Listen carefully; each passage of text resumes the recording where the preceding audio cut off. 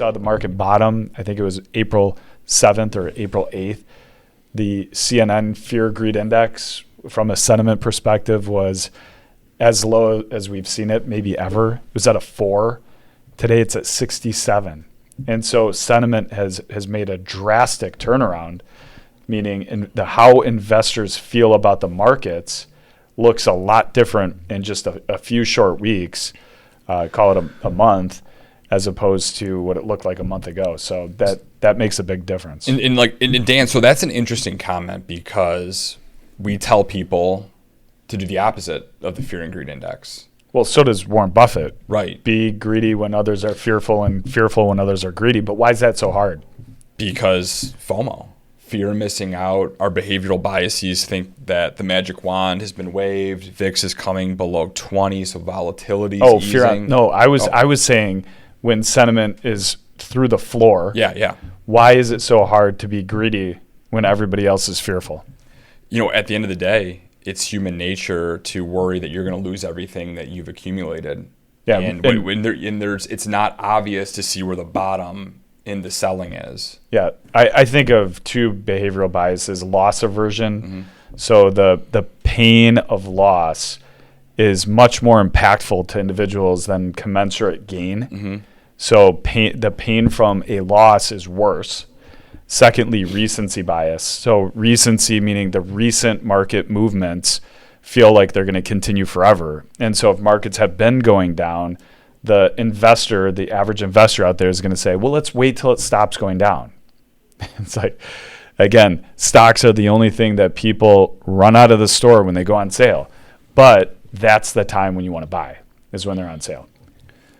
Yeah, and I guess where I was going with it. Talk about it on the flip side, right? Now they have fear of missing out because So sentiment has flipped, and so you get momentum. Exactly. So now we have momentum to the upside, and investors are going to naturally wonder, well, what should we be doing differently? And still, I think today, sitting here in the seat, there's nothing to do that's different, right? I mean, some of the allocation decisions that we've made over the past few weeks are still relevant themes.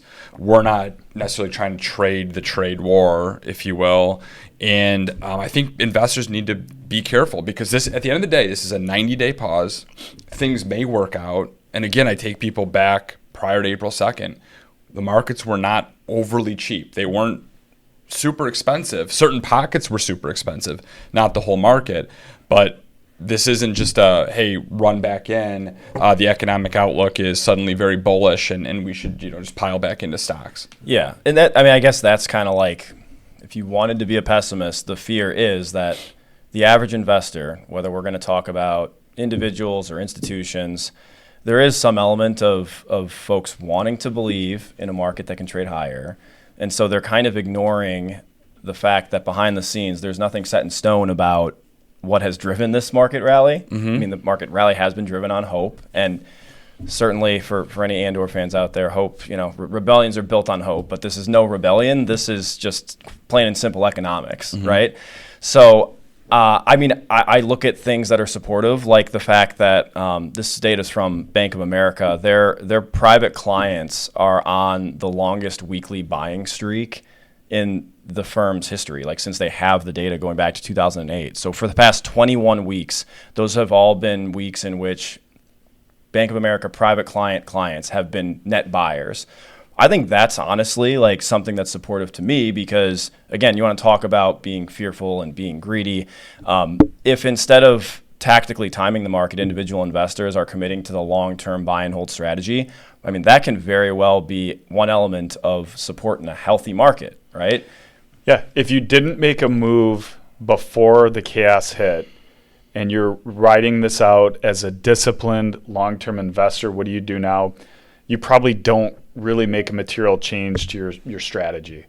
Some investors did make moves throughout this process who were scared, or their move was, I have cash and I want to wait for the market to settle out before I do anything with that cash. What do you recommend for those investors? I mean, the reason why I ask that is, if this is the beginning of a recovery, let me say it a different way. If this is a recovery, this is what the beginning would look like. We don't know where it's going to go from here on out, But those who got more defensive during the recent downturn, are they going to look back with regret by not repositioning at this point? So I'm not referring to those who stayed disciplined throughout this process. I'm referring to those who got defensive or had cash and didn't allocate that cash into the stock market.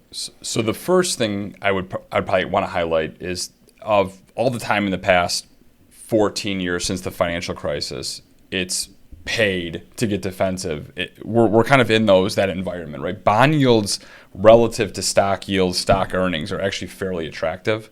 That's a recent phenomenon after kind of the back of 24, 23, really good market performance. Bonds are not a terrible proposition relative to stocks. Because rates are materially higher today than they have been for a long time. And stock valuations are higher than they have been prior as well. So for those people that felt like they had to do something, I would say sit tight. This is probably the appropriate allocation for you. If you're only comfortable having more stocks when times are good, then maybe you should have a little bit less stocks. Yeah, it's not clear. I mean, 90 days is not that long, really. That's a slim segment of time if you are concerned longer term. Yeah, and the bond market is more attractive than it's been over the past decade. So I would say feel comfortable where you're at.